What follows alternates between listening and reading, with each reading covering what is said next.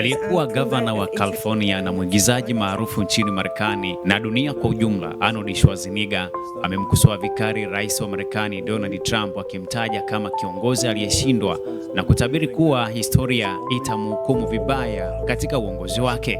Katika ujumbe mkali, Schwarzenegger alisema Trump atakumbukwa kama rais mbaya zaidi katika historia ya United States of America na kudai kuwa urithi wake utafifia haraka.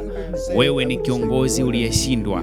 Historia itaandika kuwa wewe ndiye rais mbaya zaidi katika historia ya Marekani, lakini jambo jema ni kwamba hivi karibuni utasahulika kama switi ya zamani, alisema Arnold Schwarzenegger.